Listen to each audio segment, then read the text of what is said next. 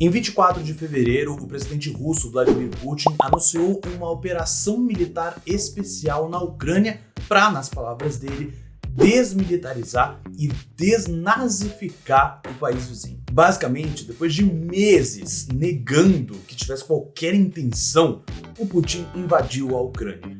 E essa guerra já se tornou a maior guerra na Europa desde a Segunda Guerra Mundial. Nos últimos dias a gente tem acompanhado as consequências desse conflito todo, né?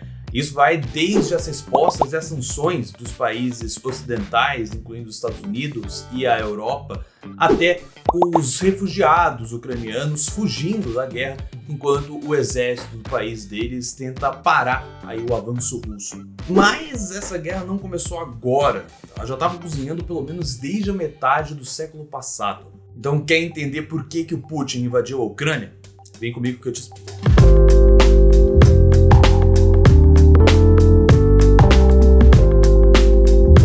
Olá, seja muito bem-vindo ao Política Sem Textão, o canal para você entender assuntos de política, economia e cidadania de forma simples e didática. Tá, eu sei que a gente geralmente cobre política nacional aqui e guerra entre Rússia e Ucrânia não é exatamente Brasil, mas esse conflito tem consequências aqui pra gente.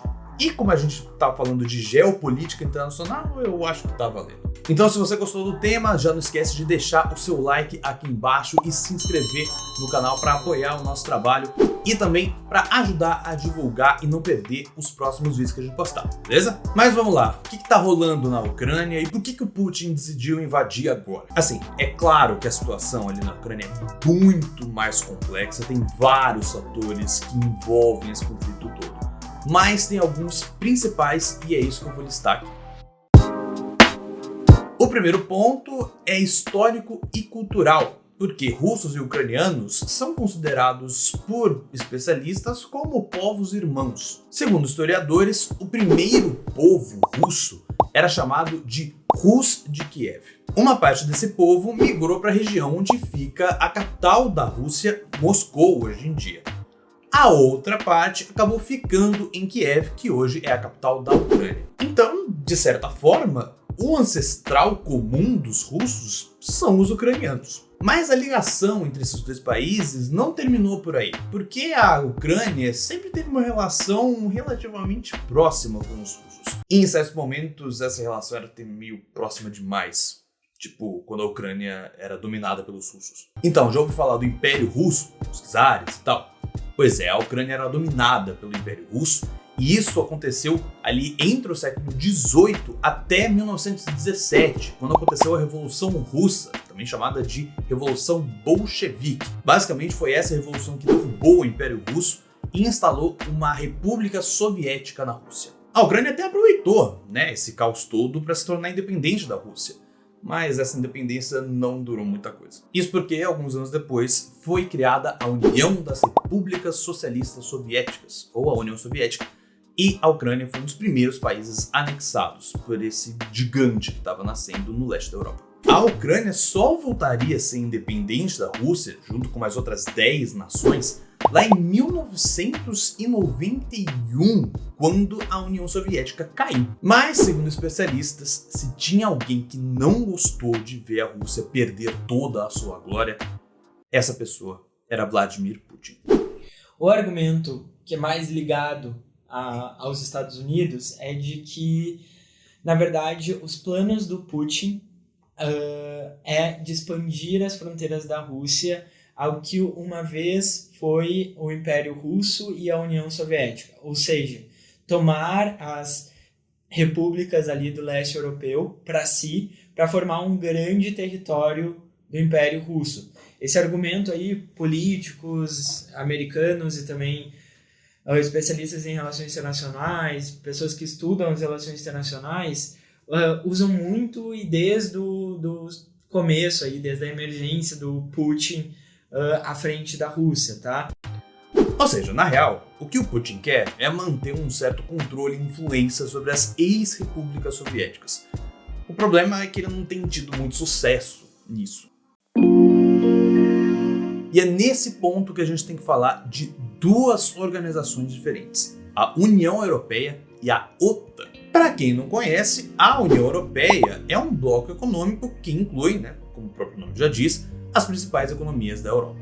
A União Europeia foi criada ali no final da década de 40 e começo da década de 50 e era basicamente uma evolução de uma série de outros acordos econômicos entre países europeus. E esses acordos tinham justamente o objetivo de ajudar a Europa a se reerguer depois da Segunda Guerra Mundial. Essa panelinha começou com só 6 países, mas não demorou muito para outras nações quererem entrar na festa. Mas não se esqueçam, nessa época a gente está no meio da Guerra Fria. Ou seja, os países ali do leste europeu, que estavam sob influência da União Soviética, não podiam participar desse bloco. Era um clubinho reservado para as democracias capitalistas ocidentais. Mas isso mudou depois do fim da União Soviética, e vários países que estavam no bloco socialista já entraram para a União Europeia.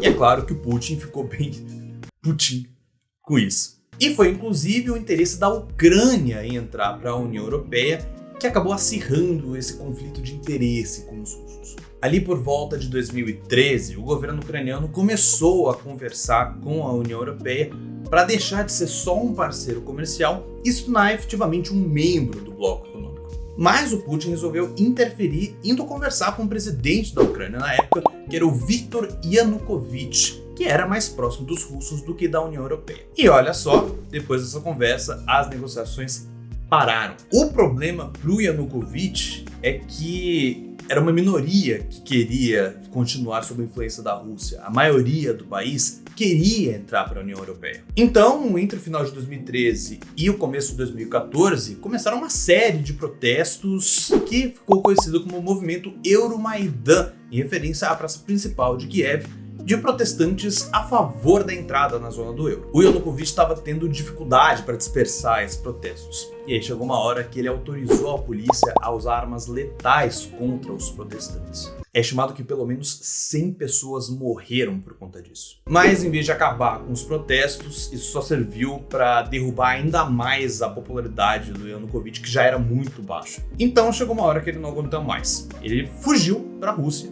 e o povo derrubou ele do governo. Só que o Putin já estava de olho nisso e, como resposta, ele resolveu agir mais diretamente. Então, usando o argumento de que o novo governo ucraniano estava perseguindo a minoria russa no país, que inclusive estava muito presente na península Crimeia, no sul da Ucrânia, Putin resolveu invadir a Crimeia. Depois disso, ele fez um referendo ali na região da Crimeia, que não foi aceito pela maioria da comunidade internacional, e, na prática, acabou anexando a Crimeia ao território russo.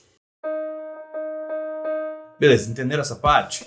Bom, lembra que eu tinha falado que tinha 2 organizações importantes?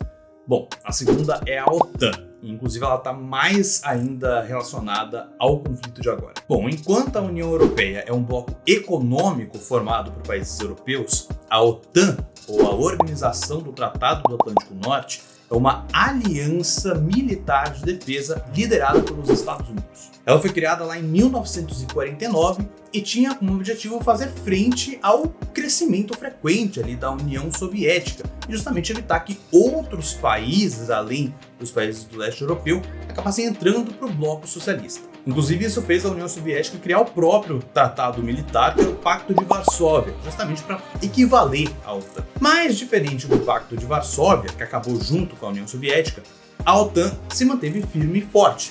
E não só isso, ela continuou se expandindo justamente para o leste europeu.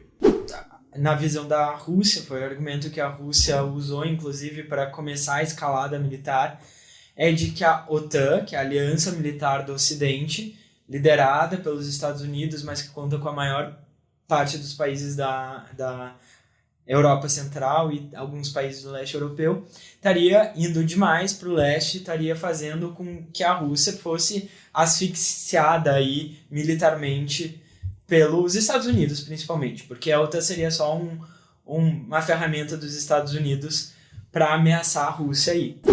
A República Tcheca, a Hungria e a Polônia entraram para a aliança em 1999.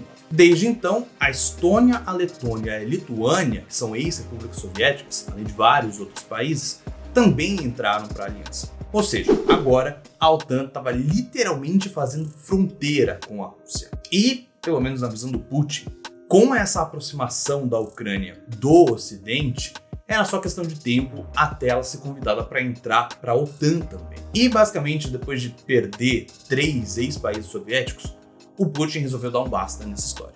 A Ucrânia, que tem um governo pró-União Europeia e mais ligado ao Ocidente, realmente estava manifestando interesse em ingressar na OTAN, mas isso não estava sendo realizado de fato, não estava na agenda geopolítica e de política internacional de nenhum líder europeu que tivesse relevância para tomar esse tipo de decisão. E foi aí que ele começou a juntar mais de 150 mil tropas russas nas fronteiras com a Ucrânia e começou a realizar uma série de exercícios militares, inclusive em parceria com Belarus, que é um país aliado da Rússia. O Putin negava o tempo todo que ele não tinha intenção de invadir.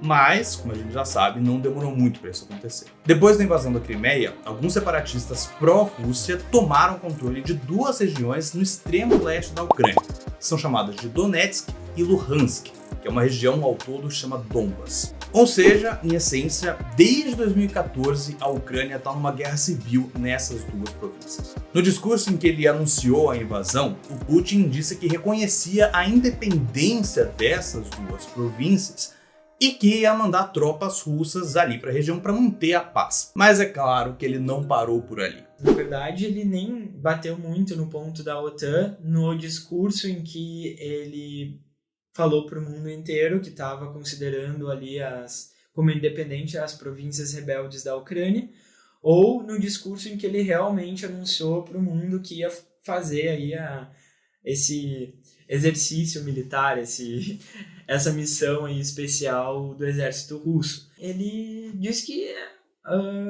a Ucrânia é só parte da cultura da Rússia, que a língua, a cultura, a religião, tudo, na verdade são elementos da cultura russa, e que agora o atual governo da Ucrânia, na verdade o regime que vem desde 2014, está oprimindo isso.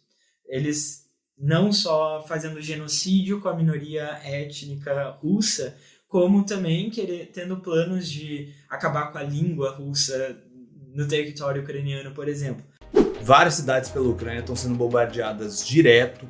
Inclusive, recentemente, os russos começaram a atacar o oeste da Ucrânia, que eles não tinham feito ainda, e parece que essa guerra está longe de acabar. Então, para ninguém ficar perdido, vamos resumir essa história toda ponto a ponto. Primeiro, o ponto histórico e cultural. O presidente russo, Vladimir Putin, basicamente acredita que a Ucrânia moderna foi criada pela Rússia durante a época do Império Russo e também na União Soviética. E ele alega que os povos ucraniano e russo são povos irmãos justamente por terem a mesma origem. Segundo, o ponto econômico. O Putin começou a se incomodar quando a Ucrânia passou a se aproximar mais da Europa Ocidental, querendo inclusive entrar para a União Europeia. E para não perder a sua zona de influência, a Rússia invadiu a Crimeia em 2014. E terceiro, o ponto geopolítico e militar. Com medo de a Ucrânia entrar para a OTAN e ter literalmente mísseis americanos a minutos de Moscou, a Rússia se sentiu ameaçada. Então, em vez de esperar ser atacado, o Putin decidiu atacar primeiro. É claro que esses não são todos os motivos, mas são alguns possíveis.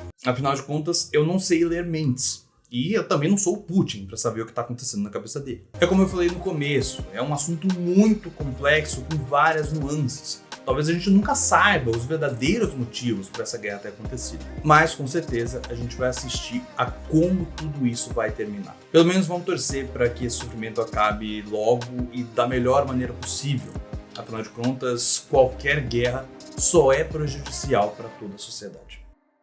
Agora que você já sabe um pouco por que o Putin invadiu a Ucrânia, tá um pouco mais fácil de entender o que está acontecendo, né? Mas, afinal, como é que o Ocidente está agindo para acabar com essa guerra? Por que ninguém mandou tropas para ajudar a Ucrânia? E quais vão ser as consequências dessas sanções econômicas contra a Rússia? São esses e outros temas que a gente vai tratar no novo episódio do nosso podcast do Política Sem Textão.